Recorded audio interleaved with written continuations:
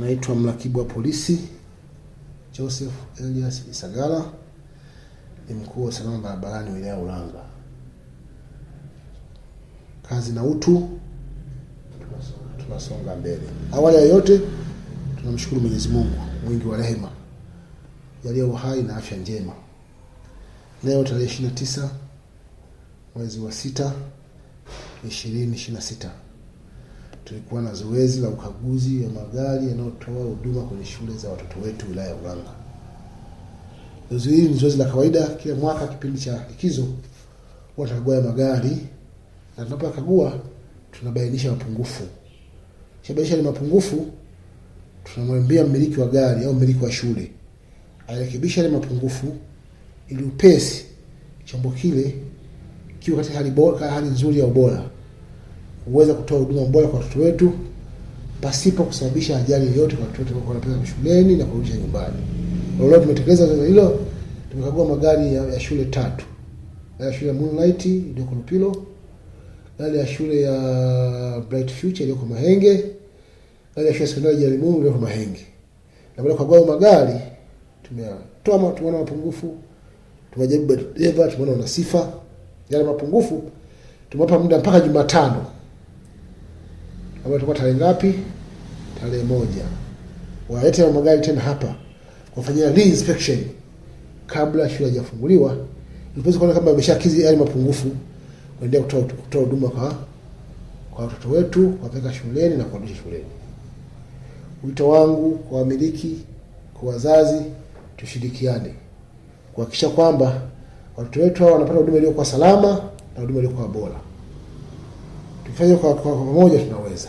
Lakini nitoa wito tena kwa wazazi ambao wanasoma katika shule hizo, ni si halali kumchukua mtoto chini ya miaka 9 kumweka kwenye pikipiki na kumpeleka shuleni. Kwanza kwa uwezo wa mtoto, pili kwa afya ya mtoto, lakini pia kwa mazingira ya kiangazi jinsi leo pikipiki wanapokuwa kwenda mwendokasi. Ni rahisi sana kumsababishia mtoto wetu akapata ajali. Kwa wito wangu kwa watoto, kwa madereva, kwa watoto na wamiliki, kuhakikisha kwamba magari haya watoto wao au watoto wetu wanapanda magari haya ambayo yamekaguliwa na kuthibitishwa ubora wake, ili upesi tuendelee kuwalinda watoto wetu wasipate madhara ya ajali.